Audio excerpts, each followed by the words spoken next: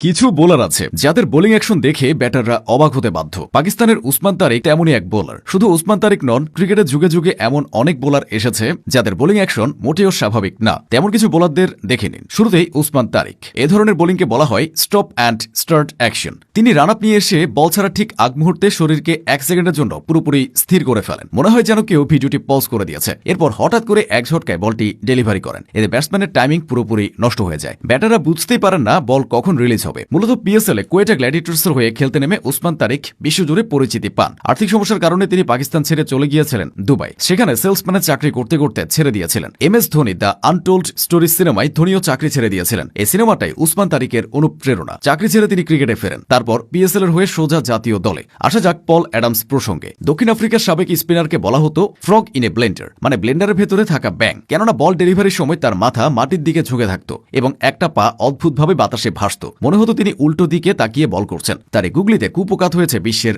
বাঘা বাঘা batsman. তার শরীর কতটা নমনীয় ছিল তা দেখলে যে কেউ আশ্চর্য হতে বাধ্য।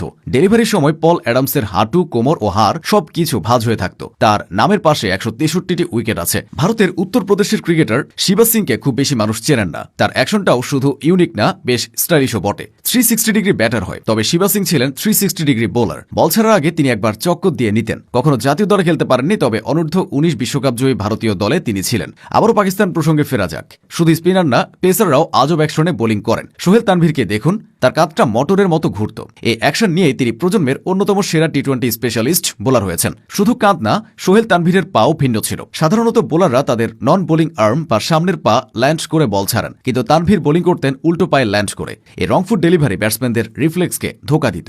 একটানা বল করেও তার বোলিংয়ের ধার কমত না। জসপ্রীত বুমরার নামটাও এই তালিকায় আসবে। রান আপ ছোট, কিন্তু সেটুকু ব্যাটারদের ভরকে দেওয়ার জন্য যথেষ্ট। মূলত রিলিজ পয়েন্টে এসে বুমরার ক্ষিপ্রতা বেড়ে যায়। বল ছাড়া ঠিক আগ মুহূর্তে তার হাত একদম সোজা থাকে, যেটাকে হাইপার এক্সটেনশন বলে। ফলে ব্যাটসম্যানদের জন্য বলের লাইন বোঝা কঠিন হয়ে পড়ে। তাকে সর্বকালে সেরা টি-20 পেসার বললেও মোটেও বাড়াবাড়ি শোনাবে না। আসা যাক লাসিথ মালিঙ্গা প্রসঙ্গে। টি-20তে মালিঙ্গাও বুমরার মতো কার্যকরী ছিলেন। সাধারণত বোলাররা হাত মাথার উপর দিয়ে আনেন, কিন্তু মালিঙ্গা বল ছুড়তেন কাঁধের নিচ থেকে, প্রায় মাটির সমান্তরালে। এই আজব কোণ থেকে আসা বলগুলো ব্যাটসম্যানদের জন্য দুঃস্বপ্ন ছিল। মালিঙ্গার ইয়র্কারগুলো ছিল পিন পয়েন্টেড। তাকে দেখে আরেক লঙ্কান পেসার মাথিসা পাথিরানাও বর্তমানে স্লিগিং অ্যাকশনে বোলিং করেন। যে উসমান তারিককে নিয়ে আজ এত আলোচনা, সে উসমান তারিকের মতোই বোলিং করতেন ভারতের কেদার যাদব। কেদার মূলত অলরাউন্ডার ছিলেন, তবে যখন হাত ঘোরাতেন মনে হতো ডান হাতটা প্রায় মাটি ছুঁয়ে যাচ্ছে। সম্ভাবনাময়ী এই ক্রিকেটারের ক্যারিয়ারটা তেমন লম্বা হয়নি। বর্তমানে তিনি ক্রিকেট নয়, বিজেপির রাজনীতিতে যুক্ত হয়েছেন। শেষ করা যাক মুত্তিয়া মুরালীধরনকে দিয়ে।